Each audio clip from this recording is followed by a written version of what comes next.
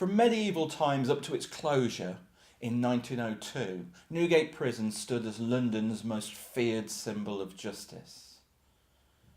It was originally one of the gates in the city wall, and it was made a prison in 1188.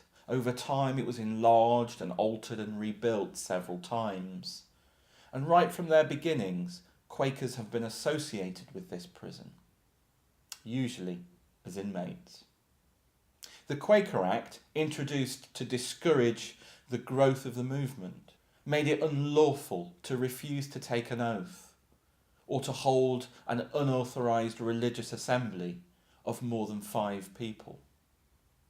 A notable Quaker prisoner was James Naylor, who was put in the stocks, whipped, and had his tongue pierced with a hot poker.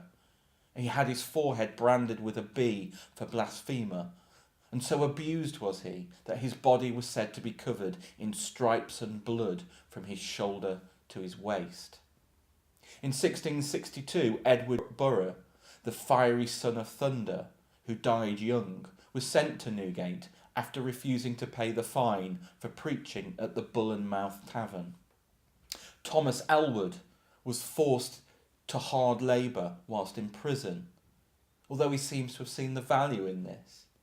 And this is an idea that would foreshadow the reforming work of Elizabeth Fry 2 centuries later.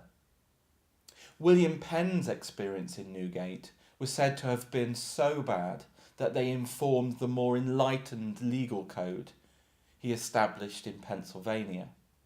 The less well-known early friend, Richard Hubberthorne, died as a prisoner in Newgate, where the Quakers were said to be extremely thronged. The prison being so overcrowded that prisoners were forced to hang hammocks one above the other at different levels, with some sleeping on the floor on pallet beds.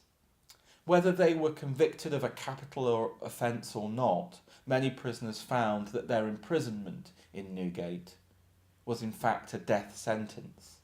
Typhus, the dreaded jail fever, was prevalent as lice spread infection rapidly through overcrowded, unsanitary rooms.